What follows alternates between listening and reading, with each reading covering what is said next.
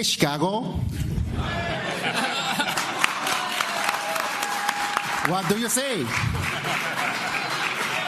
Cubs gonna win today.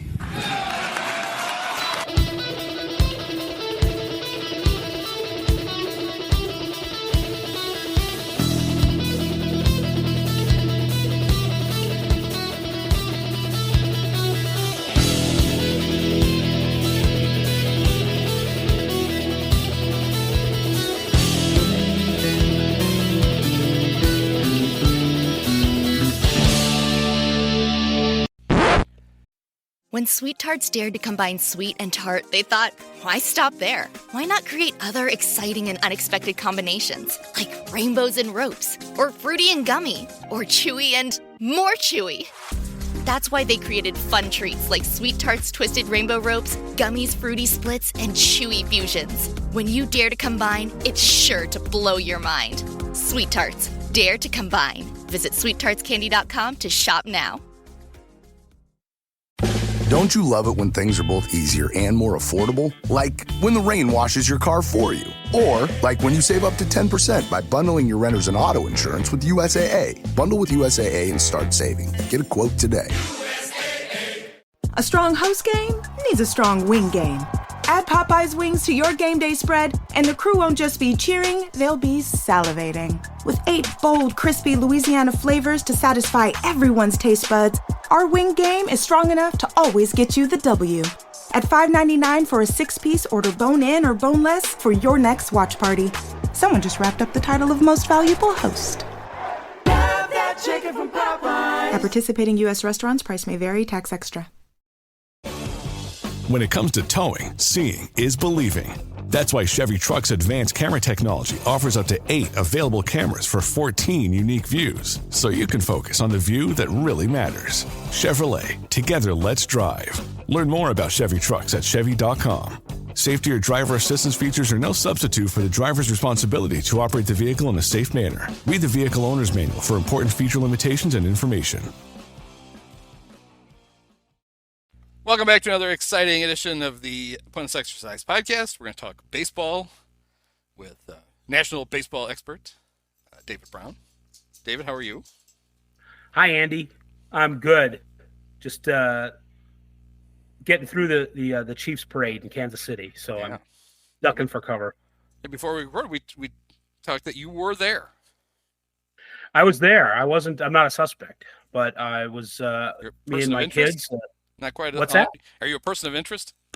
You haven't made it up to suspect? Hardly at all in life, and not in the investigation. Okay, good. Yeah, my kids and I were there. The shooting happened, and I was going to call it shenanigans, but that's not. No. We weren't anywhere near when or where it happened, so. Okay. Yes. The sad reality of, I'll admit, every time I see a big gathering like that, it's always in the back of your mind that it could happen. The thought occurred to me once during the parade that, hey, this would be a good opportunity for some terrorism. Really. And as I told you before we started, I applaud Jed Hoyer's attempts to keep Cub fans safe. With no threat of a parade. Right. You can't get hurt if you don't play. Yes. Thank you, Jed. So I guess that brings us to our first topic, which is there are some fans, not just Cub fans. I'm sure any fan of a team who has not signed one of the key free agents, they're upset at Scott Boras. Does that seem like the right guy to be mad at if your team hasn't signed a player you want? I mean, he seems like an easy target. Obviously, he's the face of some of those players, and I guess players in general when free agency happens. I understand. Like some of the reasons why people are upset that, we're kind of dragging out the rosters and it's like, can we do something already? And let's go. And spring training started. And I get all that. I blame, however, the man or the men on the other side of the negotiating table who are, I think, pretty obviously it's a soft collusion, if not a hard one. And they're obviously trying to keep costs down, which is their prerogative. But I mean, let's be real about it and call them out on it. And that's what baseball owners are doing. And it is pretty obvious to me that that's what's happening, and it's not just Scott Boras being greedy. There's everyone else being greedy. So that's what I think. I mean, if I were a baseball player and I needed to hire an agent, that would be the guy I would want to be my agent. And even if he's not your agent, or maybe for whatever reason you don't like him, personalities, or maybe you don't even like his style or his methods or whatever, Scott Boras is good for players, Yes. even if they're not his, because he makes sure the owners spend more of the money that they have. I don't understand. I'll never understand. You know, we need a salary cap and all that. Why would you want those clods to have more of the money? What is that going to give us? That doesn't give us anything. We get nothing out of that. I mean, I've always been of this opinion. I've only recently figured out how to voice it. That as a fan, I don't care what. I'm a fan of the Cubs. I don't care what the Cubs payroll is. What I care about is how many good baseball players they have on their roster.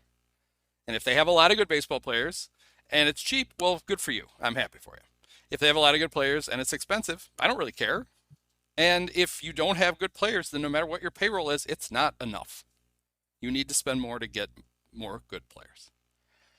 We can all go. You've explained it. Good night. Yeah. But it's like Brewer fans trying to take, well, yeah, we made the playoffs, we lost the first round, but look at our payroll. We only paid. It's like, really? You're all excited that your billionaire owner, Mark Antonaccio, who's a billionaire just like the other guys, just chooses to have a lower payroll because of the size of the market? You don't get extra points for winning with less money. You just, over time, you just win less. It's not like some video game where maybe that's a part of it, you know, where you can, I assume that the simulations and all that have that option where you get extra points for a rotisserie draft, a fantasy draft, where, you know, you have a salary cap, and it's not, it's not anything to hang your hat on. There's no real trophy for that, even though they passed around a trophy for keeping the winning arbitration. Yeah, that's great.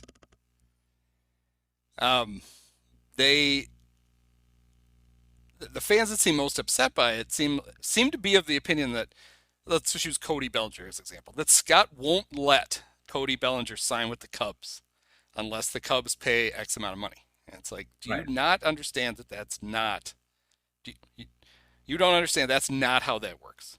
Right. Who works for who? The agent works for the player. One of the reasons players like Scott is that he'll take all the shit. You know, a prominent player can change teams, and if Boras is their agent, he'll be the one who gets blamed by the home fans who lost their favorite player instead of the player. Bryce Harper went from the Nationals to the Phillies, went in the same division, and National fans were just mad at Scott Boras. Right. Well, it just allows Bryce to change teams and not have to take as much crap, which is a great service that your agent is providing to you. Another reason, you know, you asked, well, why, you know, you kind of asked, well, why wouldn't every player want him to be your agent? There's another good reason right there, what you just said. Yeah. And it's not, there are, you know, I know the internet is a hard place to find facts, but if you look at Boras's history, there are several examples of where, you know, the player made it a point to say, you know, I want to sign for this amount, and maybe it isn't the most, you know, if you just look at the history of Scott Boras's signings, they're not all, he absolutely had to get top dollar. Some of them are like Steven Strasburg comes to mind. And, you know, who knows like what a hometown discount is worth, but it's not true that he won't let people sign literally and figuratively. It's just, you know, choosing to believe a certain narrative because it makes you feel better, I guess. I don't know. I mean, it's a narrative started by owners a long time ago now. He's been an agent for quite a while. I mean, Jerry Reinsdorf was like the first prominent one who basically told whoever the GM was, probably Ron Shula, probably not Hawk, we're not even going to negotiate with Scott Boras over if a player has him as agent, we're not going to negotiate with him. Well, that's great.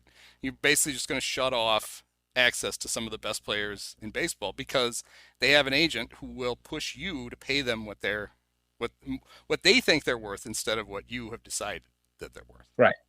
And it's not like, the owners in many different forms don't have a history of salary suppression at every turn. It's not like, and it's not even like, I don't know, I would rather compete and spend as much money as I could. On the one hand, maybe I don't blame them to not wanting to spend every last dollar, but let's acknowledge that that's where it's coming from. It's coming from them. Yeah. It's not Scott Boras's fault. No. I mean, if Cody Bellinger told Scott today, I want to go back to the Cubs, work it out, Scott would lose leverage and would go to Jed, and the two of them would actually work out a deal. Unless Jed really doesn't want to pay Cody anything. He's decided he wants to use the Boras thing as a smokescreen because they've decided they don't want to bring him back, and they'll just be able to blame the unrealistic demands of the agent. If the Cubs really are interested, Cody could tell Scott, make it happen, and Scott would go cut a deal, and Cody would be prancing around the Cub outfield early next week, probably. But there's just this idea, I think, that, oh, God, he changed agents to Scott Boras. Now we're never going to be able to keep him. Well, you're probably going to pay more than you were. That's why he changed agents. So, now it just happens that as there's still a fair amount of free agents out there, even though everybody reported to camp yesterday. I mean, teams that weren't there already, everybody's there now. Right. And he's got 4 of the best ones. He's got Bellinger and Matt Chapman, and he's got 2 pitchers. He's got Snell and Montgomery. And you'll even hear stuff like, well, I think the Cubs will probably get one of those 4. Whichever one's the last one, and just has their hand out and 4, please sign me. It's like, I hope it's a little more strategic than that. Oh, we'll just see who's left. That's who we'll take. What do you think, guys? That sounds good. So I've heard a lot of people bringing up the idea of, for some reason, a deadline to sign free agents. Yeah, I was going to ask you about this. I'm glad you brought this up. Oh, okay. Well, I wanted to know what I haven't heard a good argument yet as to A, why it's necessary, really, and B, how it wouldn't serve as a anti-player, salary suppression. Right. Well, do you have an idea? No. Well, here's the question I want to ask you. What happens if you don't sign by the deadline? Right. Do you have to go to Korea? You can say, Japan? you're unemployed. Yeah. Why would we want the best players not on a team if possible? Why is that good? I think the reason there's not a deadline is the owners can figure out what happens after the deadline. Yeah. Because it's not like the trade deadline, where if it passes, now you just can't make a trade. Right. This is a free agent. This is an unemployed worker who would like to then work for your company, and you've said, well, no, you can't sign here because we don't have a thing. Would they do it like,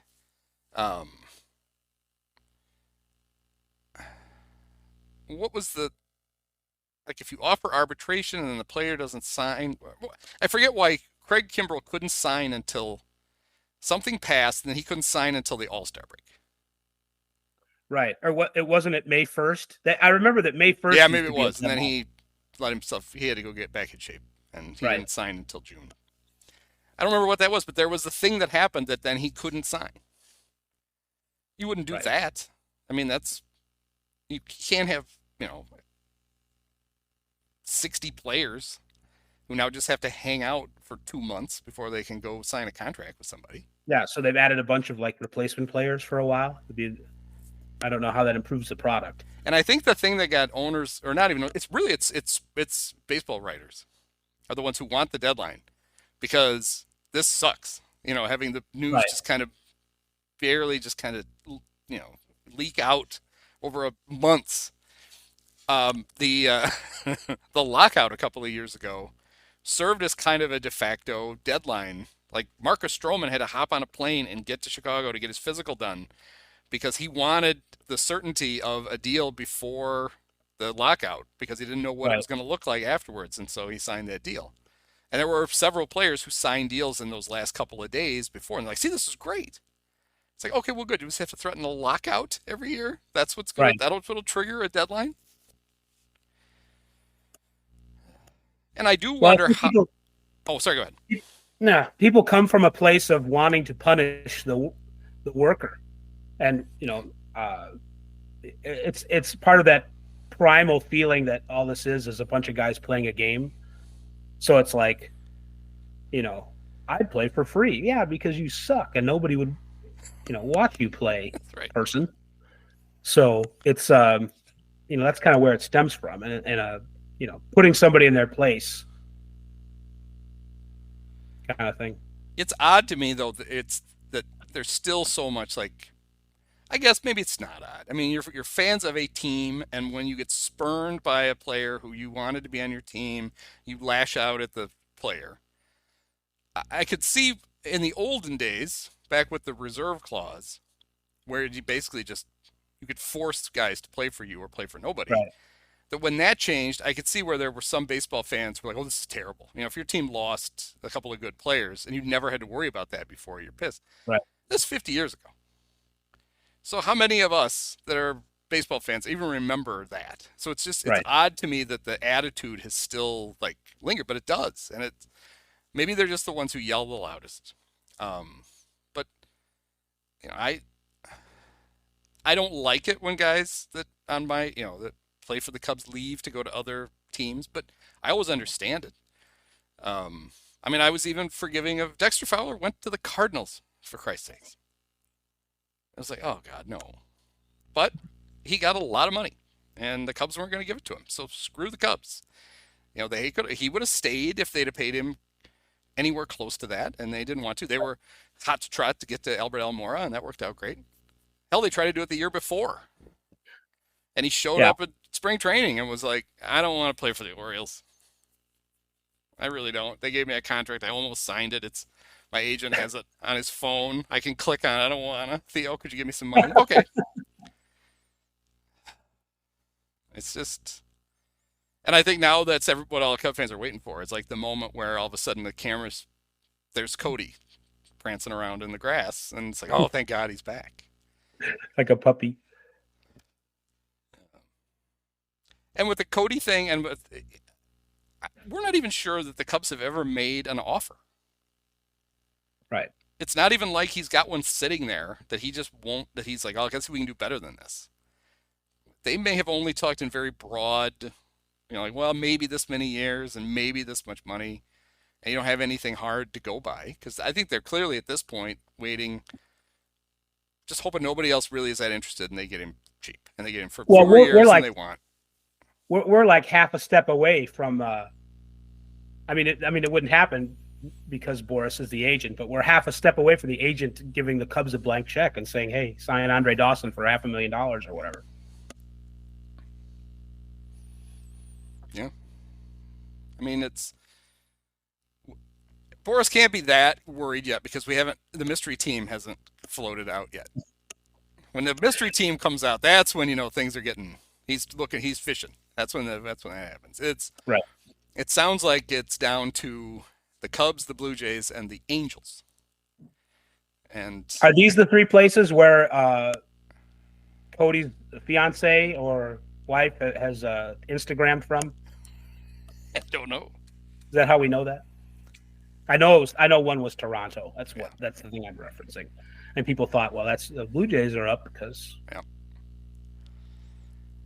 Yeah. And of those three, the only, Boras, when he gets to this point, what he really likes to do is go right to the owner. Done with them, done talking to the GM or the president of baseball, whatever. Going to the owner, we're just going to get this done. Right. And Artie is the kind of guy who, he's done it to him before. He saddled him with players. I'm pretty sure he's Anthony Rendon's agent, I think. Yeah, that's right. Yeah. That guy had to wheel him in on a, wait a minute, how many casts does he have? Don't worry about it. He's fine. It's all cosmetic. So, that I think is to to me, the biggest threat to the Cubs getting him back, other than the Cubs just saying, you know what, we don't really want to do this, are the Angels. And if you're Cody, you played for the Dodgers. Do you really want to go play for the Angels? You know, you're going to be back in the same town. We looking across town at the. Like, oh my God, they're good. Oh well. No, you probably want to have the Angels as that leverage factor rather than because it doesn't seem like a fun time right now. No Shohei even. So. No, and then there was some thought about maybe the Giants would be in there because Farhan is like throwing money out into. Please take my money. Jorge Soler finally took some of his money. But to me, that's the worst possible park for Cody. Yes. I mean, those opposite field gap power is just outs there over and that's over. That's why Bonds bulked up so much. He was just trying to. Barry just wanted to hit one into that big glove. Right. I just want to get it there. How big do I have to get?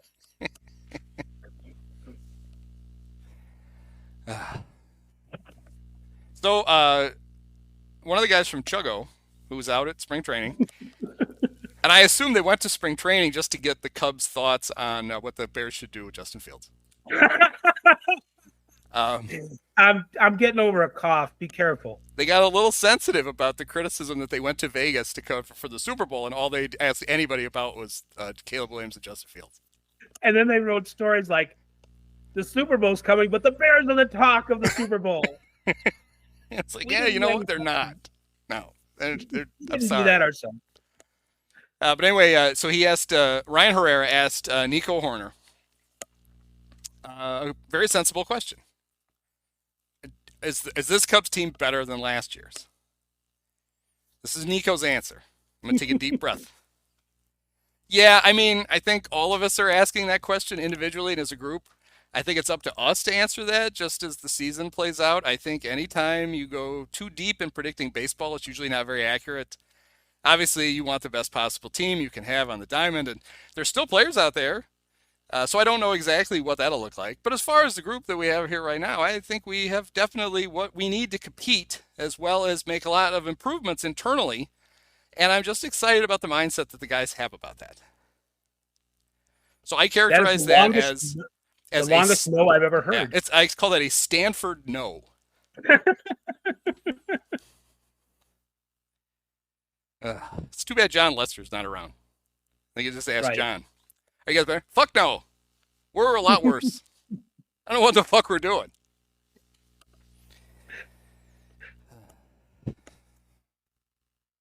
So, last night, Dave Kaplan tweeted out a link to, he does the recap. I don't know if you've ever seen the recap.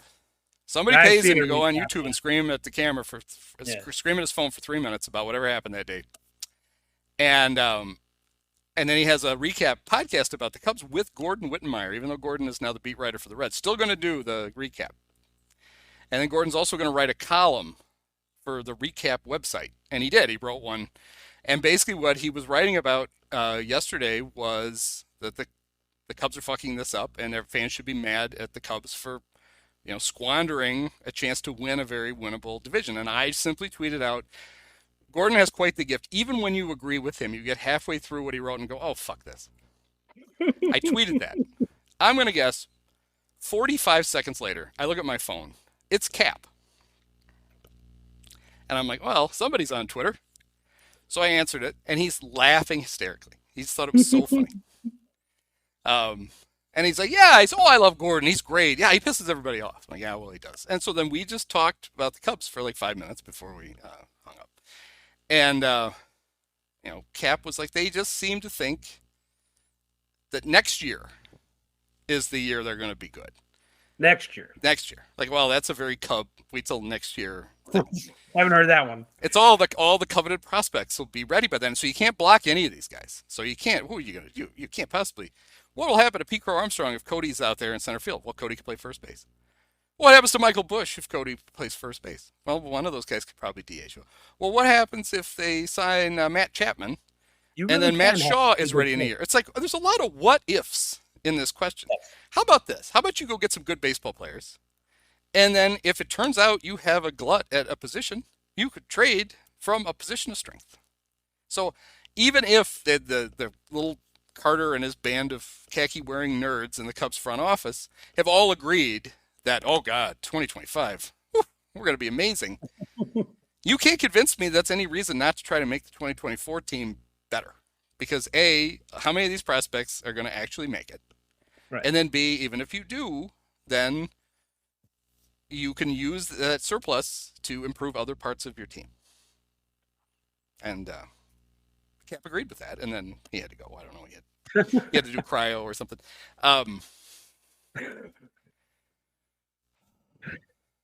So I don't get it. I don't understand. It seems very clear now that the pessimists in us who, when the Cubs threw David Ross overboard and brought Craig Counsell in, Right. even though we got all excited and thought, all right, good, this proves they can be ruthless. They can, if they think they can improve, they're going to do it. But then we're like, what would be funny is if it turns out the only reason they got Counsell is because he's one with low payrolls and they have no intention of adding to their payroll, and then that's what they've done, pretty much. Does the marquee contract? How long does that go for? Because in other cities, people ask about the local TV contract as being a hindrance for like Minnesota. Well, we don't know what it's going to bring, so we're not spending. Right. Well, here's the thing about the market, because the Cubs own them. Yeah. Forever. There is no contract. Right. That's them forever. That's supposed to be an advantage, that they know how much money they're going to generate. Like they're not at the whims of their RSN. I think it's very clear that Marquee has underperformed what they thought it was going to, and that is a part of the reason they're being what was his they're doing intelligent spending. That was Jet. I love that. Last year he's like, we were trying a new strategy, intelligent spending. Does that mean that the old strategy was just throw shit at the wall? And that's not damning or anything. But yeah, that's another. So when I try to give Jed the benefit of the doubt, part of me thinks that there's really it feels like there's really kind of like there's two shoes that still have to drop in this offseason. The first one is, well, not even the first one. They could drop simultaneously, but it's the free agents who still haven't signed. But then there's also those like 10 teams who are dependent on Diamond Sports Group to give them the money that they've promised. And at some point, before they have to actually cut the first checks, they realize, okay, I know we're supposed to get $75 million from them, but we're not getting that much. There's no way. Right. So we got to get rid of somebody. And I kind of feel like some of those GMs are like, there's going to be good players that end up like during spring training or at the end of spring training who are suddenly available. And if we just hold on, maybe we can get one of those guys. I mean, that's why there's always the rumors, because the Dolans are notoriously cheap. Not me, though. I mean, I always urge Uncle Larry to just spend whatever. I mean, come on, we want a winner here in Cleveland. Right. The apple falls far from that tree in your case. Well, I sit in the board meetings and I scream and yell, and then they're like, "You're not one of these Dolans. You're not that Dolan. You're not invited. You have to leave now again." Okay, fine. But that's why you get the rumors about like Emmanuel Clase being on the market, and that's the only reason for that is Cleveland doesn't like to spend, and they might have less coming in than they even expected, and it's like, you got to get rid of somebody. Even though you wouldn't have to do it before April 1st. You could do it at mid-season. But some of these teams are going to be like, okay, fine, we got to dump some payroll because, and you and I both know it's not a matter of can the owners afford it. It's just we don't want to. Do they want? We don't want to run that big a deficit. We could, right, but we don't want to. So you got to go. Got to trim some payroll. It's not that different than the Angels' brilliant maneuvering at the deadline where they didn't trade Shohei, which they could have got the biggest haul anybody's ever gotten for a rental ever. And then they, then they immediately fall out of the race and then realize, okay, we can't do waiver trades anymore. We'll just release all these guys, and if they get claimed, then we'll get an allergy tax. And it worked. They got under by the skin of their teeth. Yeah. I forget who it was. There was one guy who didn't get claimed, right? And it looked like they were going to be over, but they did the math and they were just under. Yes. So you're going to get something, I think, like that. Maybe not to that extent, but there's going to be teams who are like, all right, fine. And then there was hope like Amazon is going to invest in that because they want the local streaming rights for some of these teams. Right. But if that part of the deal goes through, it's $165 million, which, to you and me, it seems like a lot of money. Yeah. But Sinclair's supposedly they owe like $870 million in rights fees to these teams. So yeah, that alone will not save them. Right. So not everybody's getting all their money. And there's still 3 teams, I think, that are going to have to produce their own. The Twins, right? The Twins don't have the an Twins RSN. Signed out. Their contract had run out with Bally, but they signed on for one more year. That's right. They did a pillow contract. Right. They got a Scott Boras pillow contract. That kind of pillow. Well, My Pillow. That's a Minnesota company, right? I don't know how solvent that is either. So there's that. Speaking of spending, the 101-win Baltimore Orioles, who decided, we're good, didn't improve their team at the deadline. They got Jack Flaherty. They got some coupons for MRIs, just in case, and then they traded for him. Right. They went out and made a big boy trade, and they got Corbin Burnes from the Brewers, and they apparently are being sold. So kind of, that news came out, I think, within like 12 hours of each other. Something like that, yeah. It's probably too soon to tell, but I'll ask anyway. Do we think this is a harbinger, I think I said it right this time, of things to come for the Orioles, where they have all this good young talent, they're actually going to supplement it with proven veterans, or is this, Corbin's a free agent at the end of next year, and we can just let him go and we'll go find somebody else? Yeah. I haven't gotten the feeling that they're going to keep him, but I do think, and I think their GM is definitely Mike Elias takes pride in doing things on the cheap and doing things, getting the team how he's gotten it so far with the younger players. So I don't know if he is of a mind to go out and spend lots and lots of extra money on veteran people like Burnes, but I think the vibe that I get from the new owner coming in is that, even though he made his money in hedge funds and that kind of thing, and I think he's going to spend money. I think he grew up an Orioles fan, so at least at first, I think he's going to be interested in adding on in that way. I don't know how expansive it's going to be or extensive. I don't know if Burnes is going to stay with them long term, him specifically, or they'll bring in other players, different free agent types. But I think, and especially now, I mean, they're going to have to, because there's a couple guys showing up with arm injuries already. So they're Bradish, their number 2 starter, and John Means is behind a little bit, and he's coming off an injury anyway, so you're not 100% sure what they're going to get. The Orioles are going to have to make another. Maybe not Burnes, but a Burnes-like trade. And I think ownership will be willing to do that. So I think the short answer, even though I gave you a long one, is yes, they'll spend a little more. Yeah, so they've been linked to Dylan Cease now, which people have been trying to link them. It makes sense. And it was funny, it was John Greenberg who pointed out that Dylan knows his time is up with the White Sox. He just, he could see that they're going to trade him. And he said how disappointed he is because he really likes Chicago. And John's like, he does remember, right, that there is another team in town. He goes, it shows that the Cubs, that seems like a really, even though they already traded him away once, it does seem like a sensible move given their current roster to try to go get him. And everybody knows they have no interest in that. Nah, I'm not going to be doing that.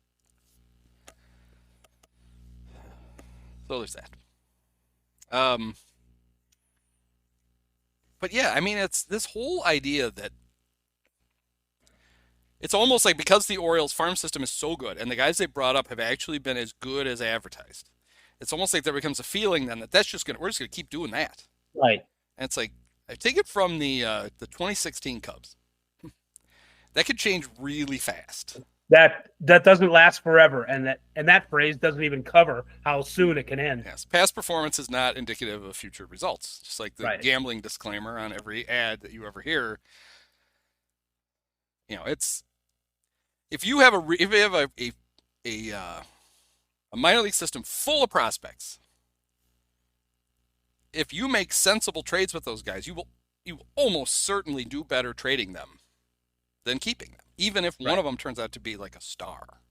Right. And what you really hope is you can scout your own players well enough to know there's like the one guy. Nope, we can't trade this guy. Not doing that. But these guys, that was to me was one of the biggest failings of the Theo Epstein Cubs is that they couldn't take a clear-eyed view of some of their own prospects. Like they were so enamored with Albert Almora that they couldn't see that he made a lot of contact, but he would swing at stuff out of the zone and he didn't hit it very hard. And yes, he was an excellent outfielder, but he's so slow that he catches everything he gets to. Well, yeah, he gets to about a third of what he should. And then they would never trade him. And then they ended up, I think he ended up in Cincinnati. I don't remember how he got there. I think they DFA'd him. But even in the run-up after the World Series, there was supposedly this time near the deadline in 2017 where Theo was so upset with how the team was playing that he was going to shake it up by trading one of the young players. And instead, ironically, he made the Dylan Cease, Eloy Jimenez trade and got Jose Quintana, and then the Cubs got hot in the second half, and they made the playoffs. And then they never seemed interested in that. And then Jed never seemed interested in keeping any of them.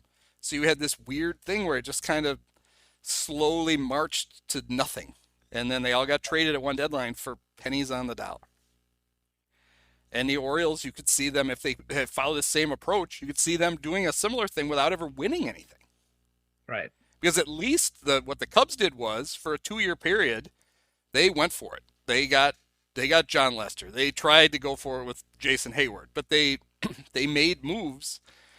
That's the other thing that I've been repeating too often lately is about the disgust with the current status of the Cubs is Jed is clearly trying to build a team that can win somewhere in the high 80s and get into the playoffs because then anything can happen.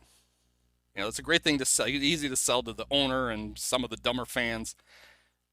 When the World Series team that we saw, it's been 8 years now. It's been a long time, but it's not that long. Right. That team was built. That team wasn't built to win 86 games and limp into the playoffs and get hot. They were built to win 100 games and kick everybody's ass. Yeah. You saw that work. And here's the thing. If that's your goal and you fall a little bit short, you still have a really good team. If your goal is to win 85 games and you come up a little short, you don't make the playoffs again. I don't get it, but Well, even with the lack of multiple World Series victories, the Dodgers find themselves constantly in position to win a World Series. And like you said, maybe you fail, but if you lose if you win 100 games and you still fall short of your goal, if you take a cynical view of it, people have been excited for most of the year. You've made a lot of money for most of the year. It helps you sustain things. It's easy to say because the Dodgers have so many resources, but that should be every team's goal to try and do that. But they've won 10 of the last 11 NL West, and the one time they didn't win it, they won 106 games, and they didn't win the division because the Giants won 107. And they're the argument to the it's you can't go.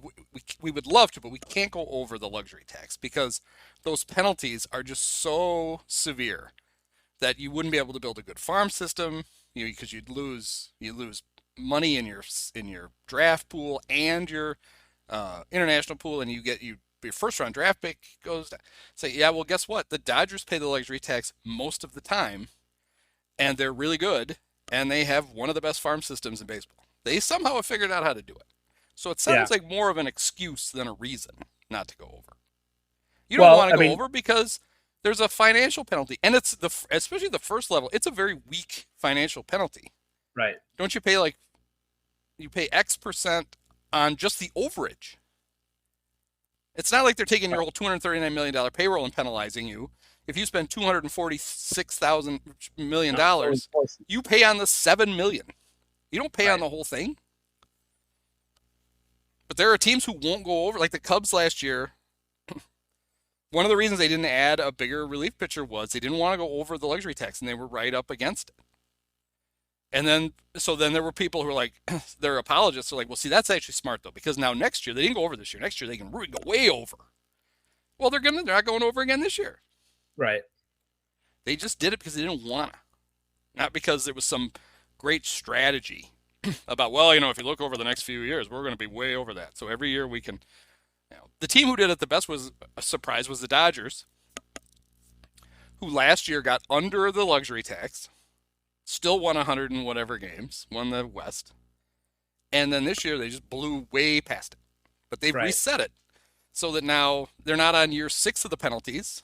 They're on year 0. Next year they'll be on year 1 again, and they'll slowly build themselves back up. The Dodgers put enough money into player development and scouting that that's another not a talent stream. I mean, they're even though they're not necessarily picking that well the draft, or they have other limitations on maybe what they can spend and where, they still have they what's the word? They're able to develop what they get better than most teams because they put the resources into it. And that's a lot of teams don't even do that. No. If only the Pirates would. Yeah. I'd feel sorry for them a little bit if they did and weren't successful. I forget who pointed it out, but they pocket the tax money. I forget, yesterday somebody was like, well, the Pirates should just go out and sign Jordan Montgomery. They said, because the Pirates, they have like the lowest payroll in baseball. If they signed Jordan Montgomery, they would still have the lowest payroll in baseball. That's how low their payroll is. They could blow it out on a big free agent, and they would still have the lowest payroll. An example of the Dodgers and how this all works. So they have the trade they made with the Cubs. They traded Michael Busch, and they got Jackson Ferris, who's a Class A pitcher, but who was a big deal. It was a huge deal that the Cubs. They stretched to draft him. Nobody thought he was signable, and they signed him. And they got this big left-handed pitcher in the system, and everybody's all excited about him. And the Dodgers had Michael Busch, but he can play first base or third base, kind of. But between DH with Shohei and Freddie Freeman at first and Mac Muncy at third, there's nowhere for Michael Busch to play. Right. They were not worried about blocking Michael Busch. That didn't keep him from signing Shohei. Oh no, we got to DH this guy. They traded him for a young pitcher. Now goes back into the system, and that's this whole idea then, well, we can't sign a free agent because we might block one of our young guys. It's like you just made a trade with the Dodgers because they did that. Right. They blocked a guy, and instead of sitting on him, they traded him for something else that they needed. So, you can the Cub front office right now, for a front office that has not won anything. I mean, Theo's gone. He's back with the Red Sox now. They still get they get a huge benefit of the doubt from a big part of the fan base about it's kind of like in the Super Bowl where Tony Romo, everything was genius. Do you notice that? He's used that word like 1,000 times. Oh, that's a genius decision. Oh, that's a genius, whatever. The two things he did ad nauseum was his genius, and then I thought this was enlightening for when you think back to Tony's career. He talked about how nervous the players must be over and over and over again. It's like, Tony, they're football players. They were nervous probably until kickoff. And now it's a football game. I mean, there's a little more nerves. It's a Super Bowl, but they're doing what they do.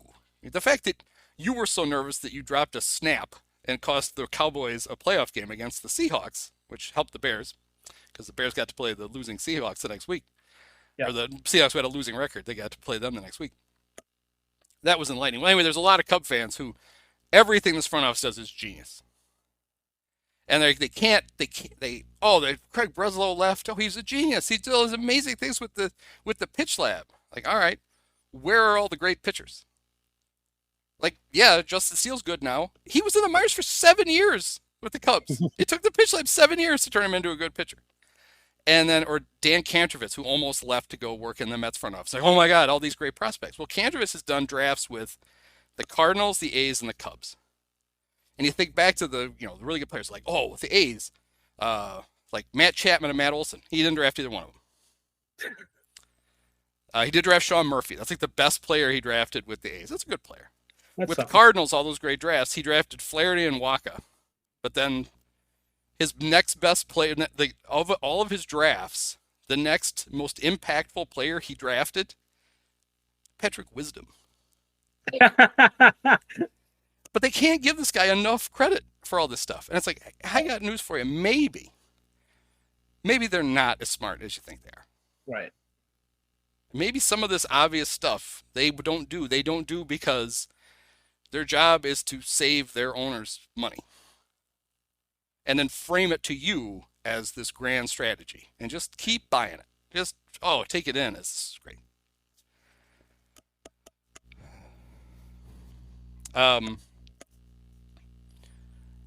Speaking of the Super Bowl week, I don't know if you knew this, Super Bowl was in Las Vegas.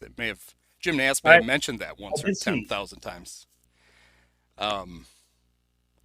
The mayor of Las Vegas, Carolyn Goodman, if that name sounds familiar, it's because her husband Oscar was mayor for either Oscar or Carolyn's been mayor of Vegas since the days of Mo Green and the Tropicana. At a luncheon, I guess, basically said, I think she got asked about the A's, and she's like, well, I don't know if that stadium deal is going to happen or if it's even a good deal for Las Vegas. Oakland seems to want them. They should just stay there. And then she, within a couple of hours, had to issue a statement that was like, oh, no, of course, we welcome, blah, blah, blah. Here's the thing that is rich to me, is that speaking of the Tropicana is going to be torn down to build the A's stadium. That is not in Las Vegas proper. Carolyn Goodman is not the mayor of that part of the Strip. In fact, most of the Strip is Clark County. It's not the city of Las Vegas. So she really doesn't have a vested interest in, she's not going to see any direct cash from the stadium. Right. So I thought it was very funny that she was free to basically what she was free to do was tell the truth. Yes. Because it wasn't like the mayor screwing over a big building project in her city. That's not in her city. So you just look at it and go, oh, that deal's going to suck too. And I don't even think they have the money. This whole A's thing is it's crazy to me. The owner of the A's is, I guess, I don't know if he's first among equals as far as fools, but he does have, $1 billion. But John Fisher has shown himself to be completely not competent. He can't. Right now, he's put them in a bind. They can't even just go back to the Oakland Coliseum without some kind of concessions, or it's not like they can just hit a renew button. He's really kind of screwed himself into, there are only so many places for so long that you could have moved the A's temporarily. Yeah. And gotten approval from the Players Association. He's got too many people to satisfy to do that. So I don't know. I don't know if this means like Salt Lake City is going to steal the A's, or if Oakland could still keep them long term. I don't know how this is going to end. It seems like they've backed themselves into a corner. Yeah. It sounds like the county, Alameda County, could kick them out of the Coliseum after this year. Could basically say, if you're not staying long term, you can't play here. So then where do they play? Well, if they leave their own TV market, the San Francisco, Oakland TV market, then NBC Sports California is off the hook and doesn't have to pay them the $70 million they owe them for TV rights. Right. So if there was some thought they could take they had their AAA affiliate just happens to be in Vegas. They could take that park and they could try to do some upgrades and they could move to Vegas. Well, first you have to make the upgrades well enough that the Players Association approves it. And then you got to find a TV partner 3 years earlier than you thought. Right. So then they're like, well, maybe what if we got special dispensation and we from the NBC Sports California and we went to Sacramento where they're like AA team is, whatever, and they could play there. And then maybe we could get the best of both worlds. And they're like, well, it's not the same, and I don't know that we want to do that. And then it's like, okay, well, maybe we can ask the Giants. We could play our home games in Oracle Park. And the Giants are like, well, you could play some here, but no, there's no way we're going to let you play 81 games here. Like, you're going to have to find another home for the majority of those games. So they really have screwed themselves, at least out of their own TV money, no matter where they land in the interim. And it's funny too, the Giants have, at every turn where they've had some say, they've kind of screwed the A's through the years. San Jose and so forth. The biggest one is San Jose, right? They could have cut a deal to basically, because that's their territory, right? To let the A's have it, and somehow taken a cut, kind of Peter Angelos, with the TV network, he screwed over the Nats on their TV rights, right? And they said, no, screw it, we're keeping it all, and it does behoove them, because if the A's move, then the Bay Area, which I think is like the 4th biggest TV market in the country, it's all Giants now. Well, that's what Rob Manfred said. He's like, hey, what do you say to the A's fans? He's like, well, they could just watch the Giants. Yeah, that's just what you want to tell the A's fans. Yeah. Well, and then we've got the Sox, in the park that the state of Illinois paid for because Jim Thompson pushed the clock back literally like 5 minutes. That they've been playing in rent free for whatever. Now that's not good enough anymore. We need to build a new park, because that's gonna fix everything. To me, the funniest thing about New Comiskey, whatever it is, third-rate ballpark or whatever they call it, that's terrible, is that when they built it. Now obviously the biggest complaint is the skyline is right over there. Right. And they oriented the park in such a way that they pointed away from the skyline. And they did it because if home plate was where they put it, then it was still 35th and Shields. So they have the same address, or they have the same street, cross streets. When we all know what the real reason was, if they pointed it away from the skyline, then when they put those ridiculously huge billboards up that they've had in the outfield since the day it started, I don't know if one of them still says Tribune, but you can close your eyes to think of one of the Sox giving up a home run. It's going in front of the Tribune sign. Uh-huh. They weren't blocking the skyline. Nobody bitched. They were blocking what was left of Cabrini Green. Right. And they wanted that revenue. That was by far the biggest part of that decision. It wasn't, well, no, we got to keep the address. It was, well, shit, if we point at the skyline, everybody's going to be pissed that they can't see the skyline. So we'll just go this way. You still could have called it 35th and Shields anyway. Yes. Even if that was left field. Hell, most of their fans still call it Sox Park. Right. It's never been named Sox Park. Old Comiskey hadn't been named Sox Park for whatever. They did rename Comiskey Sox Park for like 2 years in the 70s. I've seen they did. I don't know how long it was, but it wasn't that long. Okay. But it was like 75, 76 before Bill Veeck came back, something like that. But your point is still largely correct. Yeah. It's the best kind of correct. Yeah, largely is the best kind. But yeah, so the A's are just a mess, and it's too bad. Their mayor is happy to tell people, as this continues to like blow up in John Fisher's face, is happy to tell them, like, they're like, we actually have 2 ballpark plans that we can fund. Oh, it's balloon. I made balloons go on. How'd you do that? People see that? I did like the Nixon thing. Well, no, we don't record the video yet, so. Oh. I'm not a crook. They could build that fancy one down on the bay that they've talked about, or the most sensible one is tear down the Coliseum and then build a real park where the Coliseum was. There's a whole reason for all the problems with the Coliseum. A lot of it has to do with Al Davis. Right. The Raiders moved away. When they moved back, he had him by the short hairs, and he built that, what they call that ridiculous Mount Davis in center field that ruined the look of the park and the views you had from the park and all that stuff. He must have gone in and tinkered with the plumbing to make it, come back up into the dugouts. But even that one requires them. That requires them to relocate for like 2 years. Because if you honestly, I don't know how many people would notice if you just tore down the Coliseum and then you played in the rubble for a couple of years. People might not even notice. Like, actually, it's nicer here now. What, did they tore it down? No. I hurt myself on the rebar. Yeah, that would be. Nick Madrigal has impaled. He's on his day-to-day. He impaled himself on some rebar. So there's that. Big news this week. The baseball's commissioner, Rob Manfred, is retiring in 5 years. Thanks for the notice, Rob. We didn't want to catch anybody by surprise. Thanks for the slow walk. Why do you announce retirement 5 years in advance? Is it give the A's enough time to find a place to play? I don't know. I almost wondered if he thought they were starting to get antsy and now they don't have to oust him because he's leaving. So, they might get rid of me in 2 years. What if I announce I'm going to retire in 5? They wouldn't even bother. They'll just let me do the 5 years.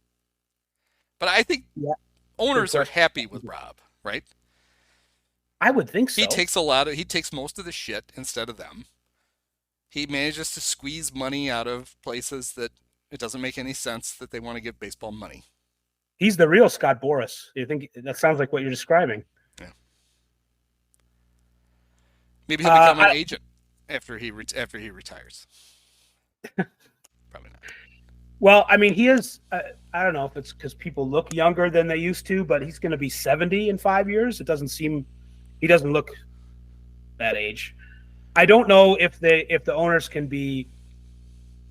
Maybe if they don't like what he did, maybe it's not anticipating the cord cutting and how the digital rights situation has been, not settled yet, because he's got like 14 teams ready to go for a digital platform, but it's just not ready yet. I don't know if they don't like the timing on that and they want some certainty and I mean, I wouldn't put it past them, but the reason that the TV package has been fucked up in baseball forever is because of the owners. Bud identified this as a problem like 15 years ago, maybe even longer than that. And he wanted to get rid of the blackouts. He's like, this is ridiculous. You've got it's ironic that Las Vegas, where they might end up with a team, there's like 6 teams they're blacked out. They're blacked out from seeing. Yeah, right. Iowa, there's like 5 teams that they're blacked out from seeing. So because I don't live in the Chicago media market, I live just to the north and the west of it, I'm actually blacked out of 4 teams. The Cubs, White Sox, Brewers, and Cardinals. But obviously the local cable or whatever covers the Cubs and the White Sox, so I can see all the games. But I can't see the Brewers or the Cardinals. Now, when I had DirecTV and I bought the whole sports pack thing, I could watch the games. There was a way around it. But it's the Brewers and Cardinals, so I don't care. They're not doing me a favor. I can't see Chip Carey? Oh, no, that's awful. But even that's ridiculous. We're blacked out of 14. So Bud had identified that, and he identified it correctly as this is going to hurt growing baseball. If there's some kid wants to watch, he has a new favorite team that we can't watch them. Why? Well, their territorial rights go into here, and that means that we have to watch it through their carrier, but our carriers don't carry their carrier, and so we can't explain that to a little kid. But the reason it's the way it is because there was great value to the teams in having the local rights and having those blackouts in effect, because they could basically force cable companies to carry them. Right. And they could wring bigger fees out of them as a result. But then as people started to cut the cord, they weren't able to cut the same kind of deals with the same number of people. And all of a sudden people like Dish Network said, don't care. We did a survey. Most of our viewers don't claim they don't care if they can't get your games. So we're not paying you for it. And you're just not going to get it all. And it happened more and more and more. And the only way to fix it now is they literally have to wait for everybody's deals to expire. And when you do the new one, you don't have the exclusivity anymore. Right. And one of the reasons I think Rob was all excited about Diamond Sports Group going bankrupt was, well, here's a huge hunk of teams that we'll now control the rights for, and that's all they're relevant now. But Diamond is limping along, and it looks like they're going to make it through at least one more year, and he can't get his hands on those rights. But the reason they don't have the rights in the first place was because the owners wanted them. It was valuable to them. Now, there's some teams like the Cubs and the Yankees and the Red Sox who are like, we don't care. Everybody's going to carry us anyway. This allows us to get carried in other places. We're national brands. We want this. Go forth and multiply. And but if you're a smaller market, you didn't want that. If you were Milwaukee, you didn't want anybody to be able to watch. You wanted teams blacked. You wanted the Cubs blacked out in Wisconsin, so that people had to watch the Brewers instead of the Cubs. Right. So, but that certainly would not stop owners from complaining to Rob that it's his fault. Right. Why didn't you do something? Although the Cubs don't seem to, I used to love it when the Ricketts first bought the team and Crane Kenny would go out and he would say, well, one of the problems that we have is that we have terrible local TV and radio deals. They're so under market. It's embarrassing. And it's like, all right, Crane, who negotiated those deals? Well, I did. But I was working for the Tribune at the time, and it really benefited. It's like, all right, then shut up. You don't get to complain about it. You did it. It's the old, might as well put the hot dog suit on. We're all trying to find the guy who did this. Who did this? And that guy's still there. It just amazes me. Oh, I talk about things that I don't understand. That's just bizarre to me. He was apparently part of this, like, at least for the first couple of years, his position was somehow like guaranteed in the sales agreement. Like it was one of the conditions the Ricketts had to agree with. And it gave him 2 years to just kiss their ass, and he did it so well that he's still there. Is that like take care of Yosh Kawano forever? Basically. They should at least make Crane wear the little floppy hat. That's the designated, the lifetime contract comes with the little floppy hat you have to wear everywhere. At least when Theo was there, Theo basically mandated, all right, Tom, Crane is business. I'm baseball. He doesn't get to meddle over here. Jed is to the point where he'll talk about how, I sat and talked with Tom and Crane about this. Why? Why are we talking to Crane about any of this? Just make it go away. So the last thing I want to ask you about is, so I did a little thing where I decided, all right, how bad is this Cub lineup if they don't get Cody or replace Cody? And I did the lineup, and it was not pretty. But then I also wondered, all right, if baseball did this, if they said, all right, your rosters are frozen as of right now, we're going to start the season with this roster. Okay. What does the National League Central, do we think, look like if teams don't add anybody else from this point? I'll start with how I rank them. Yeah. I really think the Reds probably have the most talent, but because they're the fucking Cardinals, I put the Cardinals. I just know they're annoyingly. They're going to have finished last year, done very little to improve their team. Sonny Gray is a good get. Kyle Gibson and Lance Lynn are a waste of time. They're somehow going to win like the 84 games it takes to win the division. So I have the Cardinals, the Reds. I still have the Brewers, then the Cubs, and then the Pirates bringing things up. I think I have the Cubs right now. Now, granted, I have those top four teams would all be very close, I think. They're all very aggressively mediocre. But what do you think, looking at it from? I think if the Cubs would actually go and sign Bellinger, I would pick them first. Yeah, I would too. I like the Reds generally, but it's kind of they need some things to happen on their pitching side that haven't happened yet, and guys coming off injuries, and so I'm not sure if they've really accounted for that. So I guess if we froze the rosters today, I would say Reds,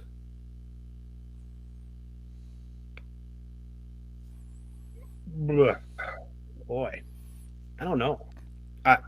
Reds, Brewers, Cardinals, Cubs. Yeah, Pirates. I don't like it. I don't think any of them are that good. No. Which no, is no. I don't. I mean, Yeah. as much as I like what the Reds are doing, it's like, do you like this as a finished product? Absolutely not. Well, the Reds are to not quite the degree of the Orioles, but Right. that's a team that, because they have some real good young talent, if they would go out and they would spend a little money around that, they could build a really good team pretty quickly. But they seem to be in the same Oriole thing as like, well, let's just see, maybe this will just work without it, and we don't have to spend any of the money. Right. And then by the time you realize you need to do it, it's probably too late. If the Castellinis ever realize it. I mean, it's still the greatest opening day pep talk for fans ever. What are they going to do? Root for a different team? It's like saying the quiet part out loud, because that's what all the owners think. We got these suckers. They've invested too many years of their lives to give up on us now. We'll just do whatever the hell we want. I kind of see the Cardinals dropping back. I do. I hope so. Yeah. Yeah, it's just I hate them. Maybe I give them too much credit. But to me, it feels like a very Cardinal thing, right? Like, because they earned that last place finish last year. They were bad. Right. And they really haven't done that much to improve. But it just feels like, of course, it's a terrible division. So they're going to finish last place one year. They're not that much better this year, but it's enough to squeak in, because the Cubs and Reds couldn't get their shit together, and the Brewers have just decided that they can only spend X amount. So they're constantly having to shuffle their roster around and contort themselves in weird ways to stay under an imaginary salary amount. I've read a couple of Brewers fans talking about, well, I don't think the loss of Burnes will matter that much. I mean, I don't know how you say something like that. Yeah. And in terms of how many games they're going to win or lose this year, I think it matters a lot. So, and they don't have the pitching depth that they did, and they haven't added enough to the offense. I mean, we'll see. The Brewers kind of have a Reds thing going a little bit with some of their younger players. Yep. So we'll see what that looks like full time for a whole season, but I'm not sure that they don't have the pitching either. So, well, and they do have the red-faced Pat Murphy screaming at everybody from the dugout. So that'll be fun. I mean, that was a weird thing I have a feeling Craig Counsell is secure enough in himself, but he's switched teams and he doesn't have any coach that he's ever coached with before. Right. Even his Ryan Flaherty is his new bench coach. He's never worked with him before. Flaherty has worked with, where did he come from? He worked with Carter, right? So he has more of an allegiance to the front office. He has more of a connection to the front office than the manager. That's great. And what could possibly go wrong there? Well, so I mean, that's certainly how a lot of teams like it, for there to be no divider. I mean, no curtain. Yeah, Craig Counsell obviously much more successful than this guy, but it reminded me of one of the big red flags there were a lot of red flags when the Bears hired Matt Nagy. One of them was the reason he was available was his offense managed to contribute to the Chiefs blowing one of the biggest leads in playoff history when Marcus Mariota and the Titans came back in Arrowhead. And all of a sudden he's available for interviews and he got the job, but he came to the Bears and didn't bring a single assistant with him from Kansas City. Yeah. Like, that's a bad sign. Right. Yeah. And there's Craig, who, because he changed when he did, and the Cubs are like, oh, we're keeping the rest of the staff. I've been like, all right. I mean, he must really, at $8 million, it's papering over a lot of stuff for Craig. You gonna improve the roster? Probably not. Can I bring in my own coaches? Do you have to? Remember, it's $8 million. All right, fine, whatever. Because he's not even moving. He's like gonna get he's just gonna rent a place in town. He's gonna, as often as he can, he's gonna go back to Wisconsin. Like, oh, this he should get a pneumatic tube. This doesn't have disaster written all over it, does it? No. All right. Well, spring training has barely started, and look at all the stuff we already had to talk about. So we'll check in again, maybe when they've played a fake game or two. Yeah, hopefully Cody will have signed by then. Every morning I wake up and check Twitter. I'm not going to call it X ever. I don't care. Elon, Mama named it Twitter. I'm going to call it Twitter. Yes. And I keep waiting, and no. Sometimes I get a lot of replies to me, and I'm like, oh, it's people telling me that happened. Instead, they're just making fun of something I wrote. All right. Well, thanks, and I'm glad. I feel bad for everybody having to go through what they went through at a victory parade. You should never have to do that. Yeah. I'm glad you and everybody was safe. We're fine. All right. Well, thanks. Everything's fine. Many of us have herpes. This is rough, but it's also finished. It's fitting. It's got to be done with one of the best games of all time. Just unbelievable. Got to congratulate the Dolan family.